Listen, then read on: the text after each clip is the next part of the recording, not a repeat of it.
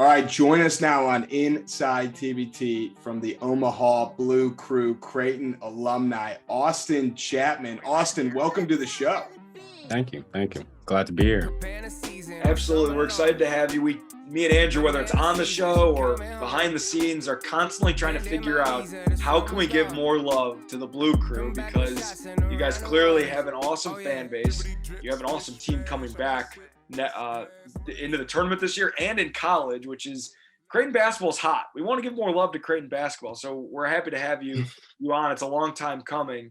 Our first question for you, and the same question we ask just about anybody that comes on the show: what beyond last year is your familiarity with the TBT? Going into TBT, what did you know? What were you excited about? And then how do you feel now? Well, I feel great. But familiarity with TBT was pretty extensive, I guess, going back to seeing it on ESPN, and it just had a lot of exposure before time. So I think I was pretty well versed, and we had a pretty good head coach, actually, a combination of a lot of guys. Actually give a shout out to Mac, because he, did a lot of things here, as well as Doug, to kind of put this thing together. So it's been great, I think. That's awesome. I mean, you look at the alumni teams that are in the tournament, and there's some huge schools like Ohio State and Miami that have, 50,000 students. And there's some smaller schools like Creighton. So what do you think it means to Omaha and Creighton to have a team in this tournament? It was just time, like the move to the Big East kind of helped a lot of shift, you want to call it. Going from Missouri Valley to the Big East kind of just brought that exposure and more media time, and it just brought more dollars to the school, right? So now that exposure brought more players. Now you see now it's probably an elite Nike school here soon. And it's just continue to keep growing, hopefully. Me and Andrew are big college basketball junkies, and it's one of the reasons why we love TBT so much, is because the alumni teams and especially former college great players are playing in the TBT. One school that doesn't always get thrown around when you talk about basketball schools, right? They talk about Villanova, they talk about Kansas, they talk about Duke and North Carolina, but no one ever talks about Creighton. Can you talk a little bit about the fan base itself, how much basketball means to them, and why you guys should be with the top dogs in terms of basketball fandom? Definitely. You touched on that whole love for basketball here in the heartland. And it's just another point there. 17,000, 18,000, pack that place out. There's no pro team here, so they kind of back that faithfully. I mean, you go down the road, you got the Huskers, but I'll leave that there. But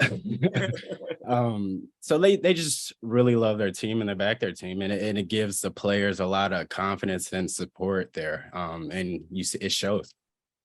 Well, if you are a Creighton fan or live in Omaha and you're listening to this right now, you got to get your tickets, because you get to watch Austin and the rest of the Omaha Blue Crew make some noise. But for those out there who don't, maybe follow you on Instagram, follow you on Twitter, subscribe to your career is a way to put it. What have you been doing the last year or so in terms of basketball? Basketball is more craft, and I had a foot reconstruction about 2 years ago, and a lot of life occurrences go down. So I had to take a step back and really just focus on what was important, really, and take care of the body, really, right? Like, can't really have a career doing something that's really strenuous on the body. So I had to dedicate time to that and really, make sure I was 100% healthy.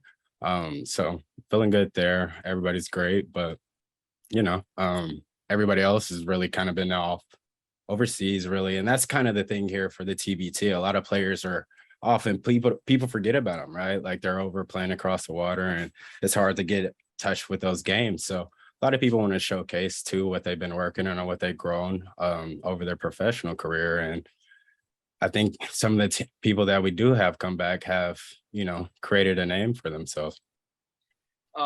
Coming back to Creighton and basketball specifically, I was fortunate enough to play on the road at Creighton and experience that environment firsthand. Granted, it wasn't one of the best Creighton teams in recent years, and I won't disclose the final score or anything like that. But the arena is incredible. The atmosphere is incredible. Right. When you were playing, did you enjoy playing in that big of an arena? Because I know some people feel differently, especially like in the Big East. You're going to some other schools where maybe it's 9,000-10,000 and they feel like the students are on top of you. Whereas at Creighton, it's like a hockey rink, right? There's a little bit more space and it's louder, but it's bigger. I'm curious on you. Right. I'm in the same boat. At Ohio State, it's an NBA arena, and it can only get so loud.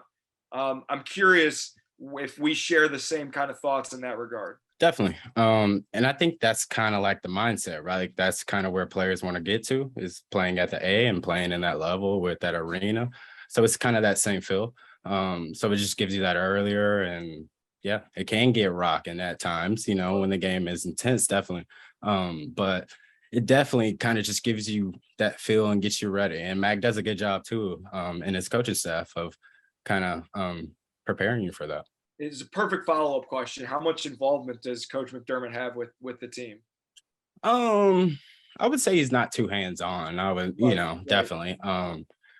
But as far as like integral parts and making sure, it's still this whole family thing, right? Like, so of course he has his word here and there, right? Like just like a lot of alum do. So yeah, Josh is doing a great thing there, and he's kind of building it right. How about Dougie McBuckets? Because we saw that he'll be on the sidelines. We obviously wish he could play. You guys would have a big advantage if he could play. Are you fired up to have him on the sidelines? Yeah, great confidence booster. Just for everybody as well. His just energy is infectious. So he also just be giving bits and pointers for everybody, right? Like, and he's a student of the game and master of his craft. So, couldn't hurt, right? Couldn't hurt.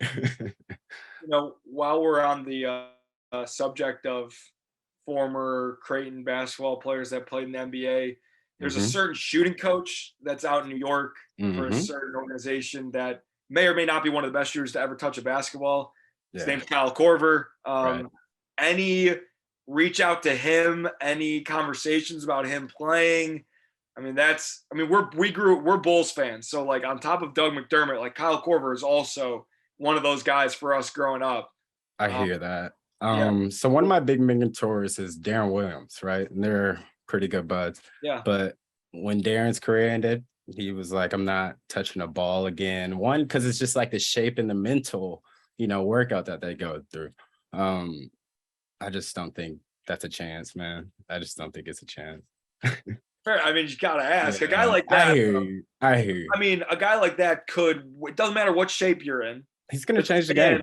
In the corner. Easy 15, right? Exactly. Easy 15 in about 90 seconds. Yeah. Yeah. The gravity to Kyle Korver on the basketball court. I hear you. It's unbelievable. He doesn't need the money, but like maybe he could just help out some of the brother. Yeah, we'll see. All right, so Creighton and Doug aside, who are not playing, right? Justin Patton's suiting up. That's got to be pretty exciting to have him. To that point, though, sorry, Tolliver's still out there on the board too, right? Like, you guys forget about him. Another guy I was going to bring up.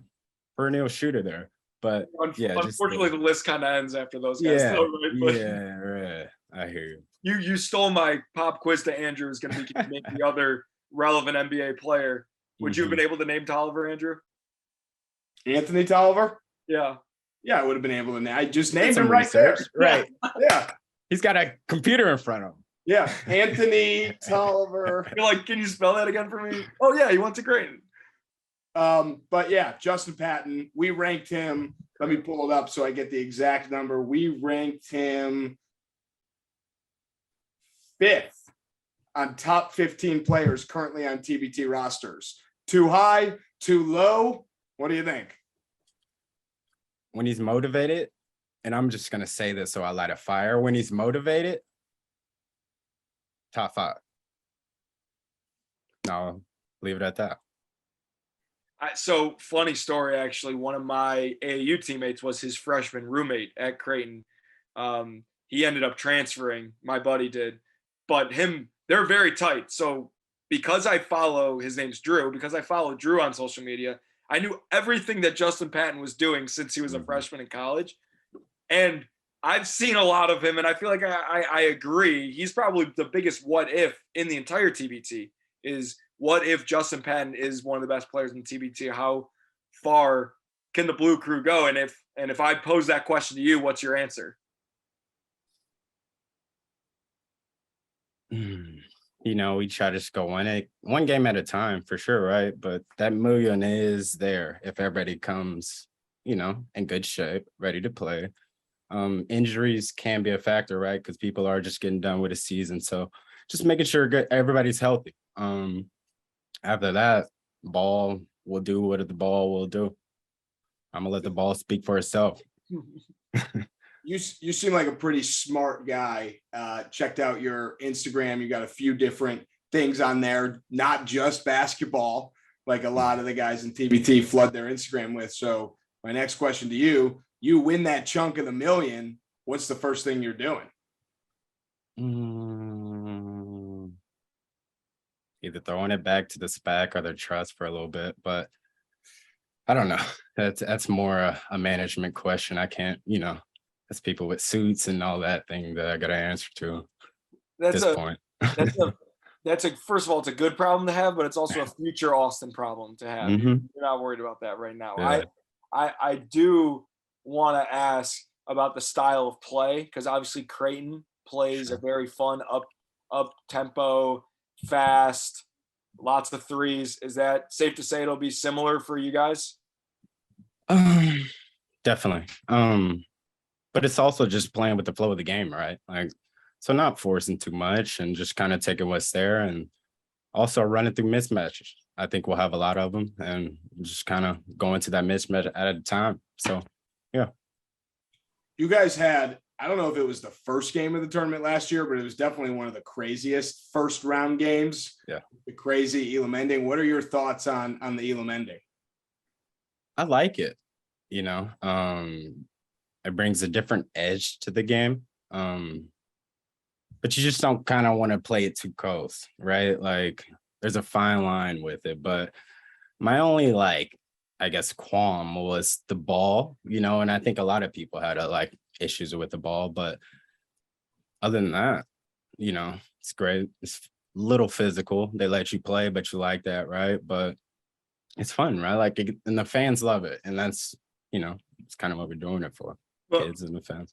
But before we wrap it up, Austin, I'm curious about, as a player, would you rather the game be called too close or too lenient in terms of like the refs having a presence and fouls and everything?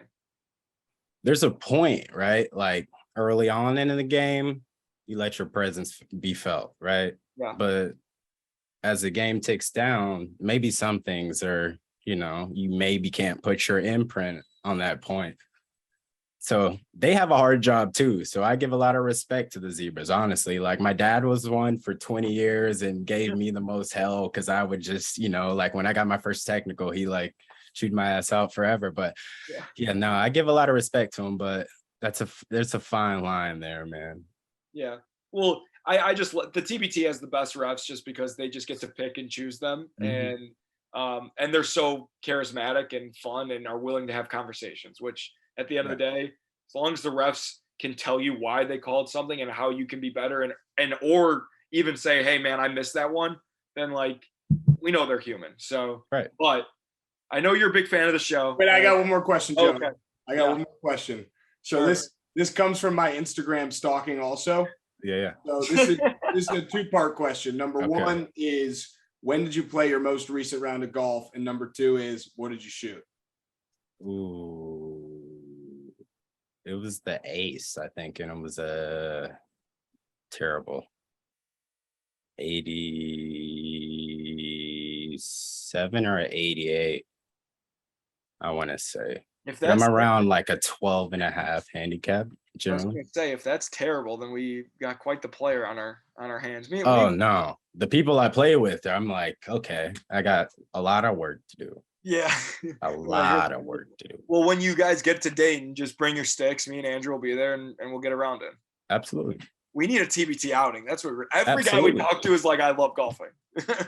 TBT. I don't know if you guys know Mike Vandervoort at all, but he's pretty good. All right. Yeah. Yeah. We'll add him to the list. Yeah. Add him to the list. And McBuckets might come too. He's scratch. So yeah, we'll bring the guys. It's not fair when the guys in the NBA are scratch golfers because like you got to choose. Like you can't be great at both. I mean, you can put a whole projector in the house. Why, like I'll work on the game. Yeah, right. It's right? like they accidentally become scratch golfers. Unreal. Wait, I got one more question, Joe. Yeah, let it rip. Last question is we talk about golf, and you mentioned Doug McDermott. We talked to Ron Baker, Wichita State. He loves golf. So this is my question. Creighton or Wichita State? Who's got better fans? You're stirring the pot. That's what we do. I've already seen the bracket. You're stirring the pot. I gotta go with the Blue Jays, man. Of course, I got recruited by Wichita State as well, but they have great fans, but to each his own, right? Like they go to war for their team. So I applaud both. I applaud both sides. I got to keep it political here. I applaud both sides. But yeah, I go with the Blue Jay fans for sure. You're just a fan of fans. That's all you are. I mean, they appreciate a good game. I can't be mad at that. Absolutely. Right? Absolutely. Yeah. All right. This has been awesome, man. We appreciate your time. Thank you. As we've already kind of mentioned, we know you're a huge fan of the show already, so you know how we end every interview. So, but for anybody who's new listening, any Creighton fans that are listening for the first time, we end each interview by turning the tables on our guests and allowing them to become the interviewer and we become the interviewees. And Austin, give you the floor to ask any questions you've been dying to ask us. So the floor is yours. And it's presented by Brain Fuel, an energy drink that is our presenting sponsor. So the segment's presented by Brain Fuel. Now the floor is yours. Thanks, Andrew. Understood. And it doesn't have to be about basketball. It could be about who do you guys have? Do you have a bracket made already for this TBT or no? Who do you guys have winning, or can we get there? We got to tell you, that's what everyone asks. And you're better than that. You can come up with a better question. I hear you, but I also want to know. Okay. Yeah. I mean, we don't have brackets filled out. We know some of the inside scoops, but like we don't know who's going to be on each team and which guys are going to back out. So we wait a little bit longer to fill them out. I think right now, me and Andrew are probably in agreement. The best roster right now, as it stands, is Sideline Cancer. That's they're just like kind of due for. Do they still have Eric Thompson? Yeah. Okay. Well, what does that mean? No, it's just okay. I just was wondering. Like part player GM, I guess. Yeah, so that's I don't know. That's who I think right now. I mean, so much could change. If Ohio State has a team in, they instantly become my favorite. So right, like fan. Yeah, there we go. Exactly. Hello. Xavier has the most. Zip 'em Up has the most like commitment videos and guys saying they're playing of like the host teams and alumni teams. Like Boeheim's Army, who won last year, we're expecting them to, in a week or so be like, hey, this is everyone who's on our team. We're going to be amazing again. But like, if you just pull the rosters from right now, definitely Sideline Cancer. And then if you got to tell me to pick an alumni team, Zip 'em Up as a host team with all the guys that have said they're playing as of now. Those are my two. Okay. Follow up.